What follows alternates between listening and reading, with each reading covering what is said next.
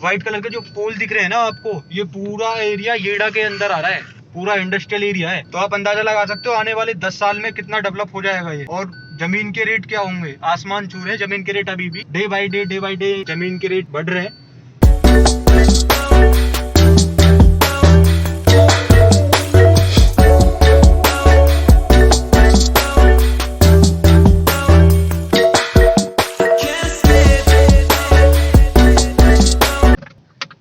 काफी स्पीड से काम खींच दिया इन लोगों ने। सुपरटेक से आए हूँ भैया। क्या नाम है सर आप? नमस्कार जी। हेड ऑफिस से।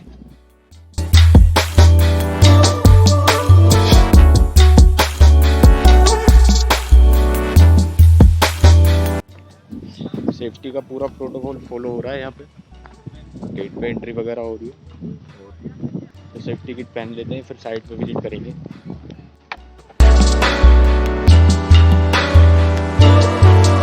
मेरा एक बैचमेट आ रहा है, आशीष कटारा। दोनों हम कॉलेज में एक ही साथ थे, एक ही बैच था दोनों का। वो साइट इंजीनियर है। बोल रहे हैं सर अभी आ रहे हैं तुम्हें। ठीक है। वो साइट इंजीनियर है इस वाली साइट पे। उसका और मेरा एक साथ इंटरव्यू हुआ था। एक ही दिन दोनों ने इंटरव्यू दिया था, एक ही दिन दोनों ने क्वालिफाई किया था। चलेंगे अभी साइट पे, चलेंगे देखेंगे क्या करते, क्या काम हो गया है इसमें साइट पे। बाकी ये उसका केबिन है। तो काफी देर डिस्कशन करने के बाद में हमारे आशीष कटारा सर मान गए अपना कीमती टाइम देने के लिए। तो उनसे डिस्कस कर लेते हैं कि साइट पे क्या होता है, किस तरह की जॉब होती है साइट पे, क्या क्या चैलेंजेस होते हैं। और सबसे मेन पॉइंट अपना रहेगा कि कॉलेज के टाइम में हम दोनों ने एक ही साथ इंटरव्यू दिया था इस कंपनी में, और कटारा साहब की थोड़ी जल्दी ज्वाइनिंग हुई थी, मेरी बाद में हुई थी। तो डिस्कस कर लेते हैं उनसे। और कटारा साहब कैसे हो आप? बहुत बढ़िया, आप बताइए क्या हाल है सर आपकी? कटारा ने करी थी बीटेक मैकेनिकल से और मैंने बीटेक करी थी सिविल से। इंटरव्यू दोनों का एक ही साथ हुआ था। हमारे ग्रुप के कुछ और भी दोस्त थे, उनका भी एक साथ हुआ था। तो कटारा साहब, सबसे पहला क्वेश्चन मेरा ये है कि जैसे आप साइट इंजीनियर हो, है ना, और क्लाइंट के साथ डीलिंग करनी होती है साइट पे, डेफिनेटली माल आ रहा है, गाड़ियां आ रही हैं, तो क्या क्या चैलेंजेस मिलते हैं आपको साइट इंजीनियर की जॉब में? सबसे फर्स्ट चैलेंज तो यही है कि हमें क्लाइंट के साथ अपना कोऑर्डिनेशन बना के रखना है।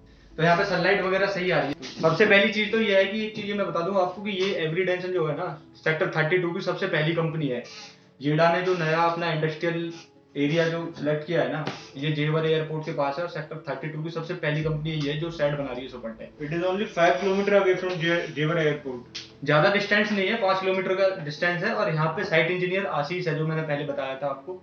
तो कुछ जो पॉइंट है ना, जो कमेंट बॉक्स में मेरे दोस्तों ने कॉल करके मुझे पूछा था, एक मेरा जूनियर है, उसका कॉल आया था कि सर थोड़ा बहुत बता दीजिए किस हिसाब से कंपनी में काम होता है, किस हिसाब से प्रोसेसिंग है। मतलब एक फ्रेशर अगर जाए किसी कंपनी में काम करने के लिए तो उसको क्या क्या चैलेंजेस फेस करने पड़ेंगे। तो ये सुपरटेक का रजिस्टर है जो सुपरटेक ने दे रखा है इनको, इसमें एंट्री वगैरह करनी पड़ती है इनको, हर एक चीज मटेरियल वगैरह की। तो कटारा जी बताइए, अगर कोई फ्रेशर अगर स्टार्टिंग में जॉब करने आए एज ए साइट इंजीनियर, तो उसको क्या क्या सीखना चाहिए पहले से? किस सब्जेक्ट पे फोकस करेंगे वो अगर इंटरव्यू ली जाए तो? पहले तो जो अपने और थोड़ी जो मशीन्स है इन चीज पे मेन फोकस बना के रखना चाहिए। ये आपके फ्यूचर में बहुत काम आते हैं, क्योंकि सारा काम इन्हीं की बेसिस पे चलता है। तो हमें जो अपने मेन कोर्स सब्जेक्ट है उन पर बहुत फोकस करना चाहिए, और वो हमारे लिए बहुत बेनिफिशियल रहते हैं आगे भी। ये जरूरी नहीं है कि बहुत ज्यादा डीपली पढ़ना है, बेसिक तो एटलीस्ट पता ही होना चाहिए कम से कम। दूसरा ये है कि जब साइट इंजीनियर पे लड़का आता है तो शुरू से डे स्टार्टिंग से डे एंड तक क्या क्या प्रोसेस होता है, मतलब एज ए साइट इंजीनियर क्या क्या करता है? सबसे पहले तो हमारा कोऑर्डिनेशन अच्छा होना चाहिए, और हमें ड्राइंग्स पढ़नी आनी चाहिए। जो हमारी ड्राइंग्स होती हैं, जैसे ये मैं अभी तुम्हें दिखाता हूँ, ये इरेक्शन ड्राइंग्स है। ये इरेक्शन तो लोगों को बताया था ना, जिसके ऊपर सीटिंग लगती है, गर्ड के ऊपर सीट लगती है, साइड वॉल क्लैडिंग। अगर ये सारी ड्राइंग में डिटेल में हम जाएंगे तो ब्लॉग बहुत ज्यादा लंबा हो जाएगा, मुझे भी बहुत कहीं पे जाना है। तो अगर आप कमेंट बॉक्स में लिखोगे तो पूरी डिटेलिंग में ड्राइंग की बात कर लेंगे। सबसे ज्यादा चाइनीजों के साथ डील करता था, मैं भी साइट पे कभी कभी जाता था, तो बहुत अच्छे से इसने डील किया उन लोगों के साथ में। प्रोजेक्ट कंप्लीशन सर्टिफिकेट हमने उन लोगों को दे दिया है विद एप्रिसिएशन क्लाइंट के साथ में। वो बात अलग है कि कुछ थोड़ी बहुत नोक झोंक चलती रहती है साइट पे, हर किसी साइट पे होती है, लेकिन वो प्रोजेक्ट कंप्लीट हो चुका है विद एप्रिसिएशन लेटर हमने। तो अब साइट पे चल के देख लेते हैं। कटारा जी अपने बैच के ही हैं, कभी भी इनसे टाइम ले लेंगे, अगले ब्लॉग में कभी भी फिर इनसे डिटेल में बात करेंगे। और अभी साइट पे चलते हैं, देखते हैं इन्होंने क्या क्या काम करवाया है, क्या कैसे हैंडल करते हैं। प्लांट से जो मटेरियल आता है और साइड का सिंबल होता है, तो वो देख लेते हैं किस हिसाब से असेंबल किया है। ये मटेरियल पड़ा हुआ है, बाकी इरेक्शन चल रहा है अभी साइड पे। ये गर्ड होते हैं जो सामने लग रहे हैं ना, गर्ड के ऊपर शीट आती है, नीचे फाउंडेशन बोल्ट है, ये कुछ मटेरियल पड़ा हुआ है। बेसिकली ये वाला मटेरियल यार्ड है। तो सबसे पहले प्लांट से कोई मटेरियल आता है तो हम यहाँ से अनलोड करते हैं, पैकिंग लिस्ट से मैच करते हैं कि जितना पैकिंग लिस्ट में उतना मटेरियल गाड़ी में आया नहीं आया है। उसके बाद हम क्लाइंट से रिसीविंग लेते हैं, उससे क्लाइंट को वेरीफाई करा के पैकिंग लिस्ट से, और फिर मटेरियल यहाँ अनलोड हो जाता है और हमें रिसीविंग मिल जाती है। हमारा जो बिल है मटेरियल का वो प्रोसेस हो जाता है। छोटी बड़ी सब। और ये जो लग रही है W23, 24, 25, 26, 27, ठीक है। और इधर लगेगी W22 है, W22, W21। हेलो, वो वाला पोर्शन होता है वेंटिलेशन के लिए। इसमें 3 ऑप्शन होते हैं क्लाइंट के पास, roof monitor, ridge vent and turbo vent. जो टर्बो वेंट होते हैं थ्रोट, इसमें टर्बो वेंट नहीं है, इसमें रिज वेंट या रूफ मॉनिटर कोई एक होगा। सुपर टैक हमेशा स्पीड से काम करती है। तो ये आपने देखा, ये हमारा मटेरियल यार्ड है। सीट्स यहाँ पे हमारी मशीन आई हुई थी, हाई रिप मशीन, वो यहाँ पे लगी थी। उससे सीट्स यहीं साइड पे मैन्युफैक्चर हुई हैं। और ये आप जैसे देख रहे हैं सामने, यहाँ से हमने मैनुअली लिफ्ट की थी सीट्स कि मैं वीडियो अलग से अपलोड कर दूंगा। मेरे पास वीडियो है कि सीट्स कैसे अपलोड करी, इस पर हमने लोड करी थी रूफ ऊपर पे। रूफ पे। वो मैं आपको अलग से भेज दूंगा वीडियो। और इसमें सबसे बड़ा चैलेंज था कि 40 मीटर हाई रिप सीट, जो कि इंडिया में फर्स्ट टाइम इंस्टॉल हुई है। मतलब लेंथ 40 मीटर का है उसकी। यस 40 मीटर है। उस साइड की जो सीट है वो 40 मीटर लेंथ है उसकी। तो इंडिया में फर्स्ट टाइम 40 मीटर लेंथ की हाई रिप सीट इंस्टॉल हुई है। अदरवाइज 40 मीटर से ऊपर की भी होती है, बट हाई रिप सीट्स नहीं होती है। स्टैंडिंग सीम होती है वो लंबी, पर ये हाई रिप है। ये जो देख रहे हो ना आप, हाई रिप 40 मीटर लेंथ जो बता रहे हैं कटारा जी, 40 मीटर लेंथ पहली बार गई है इस वाली इसमें। क्योंकि हाई रिप सीट्स में क्या होता है कि हाई रिप सीट्स को ऊपर बनाना पॉसिबल नहीं है।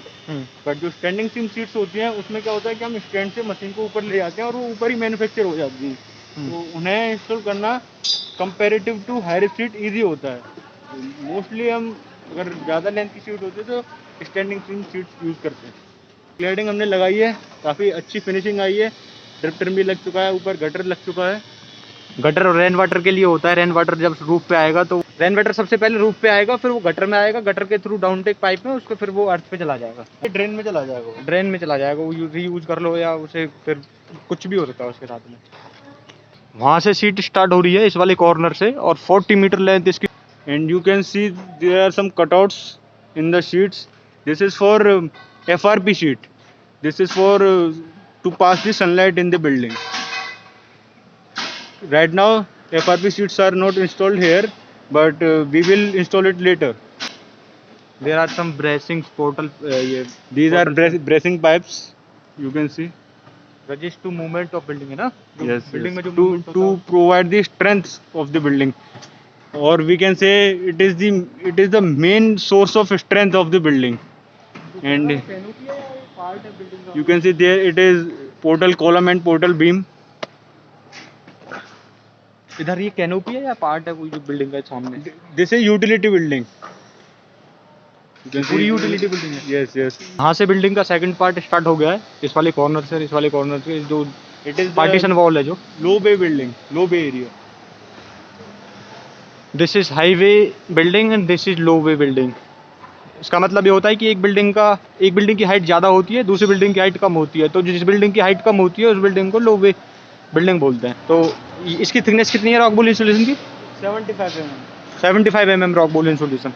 बाकी इसकी कुछ ब्रांडिंग कुछ इस तरीके से है, cool in comfort building insulation, कुछ ऐसी दिखती है ये।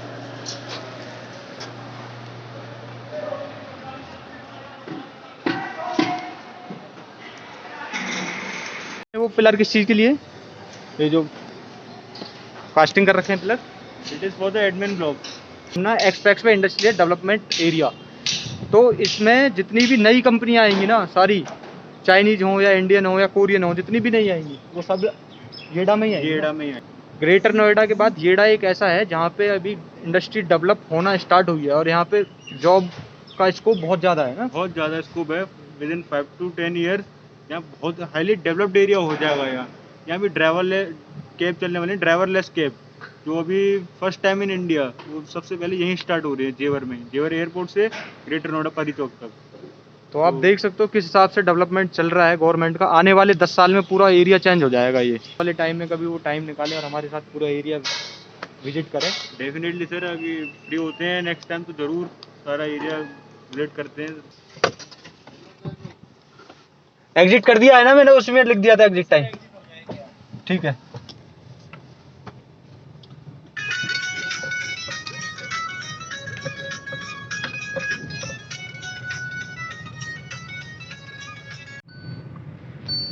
पूरा एरिया जो व्हाइट कलर के जो पोल दिख रहे हैं ना आपको, ये पूरा एरिया येड़ा के अंदर आ रहा है, पूरा इंडस्ट्रियल एरिया है। तो आप अंदाजा लगा सकते हो आने वाले 10 साल में कितना डेवलप हो जाएगा ये।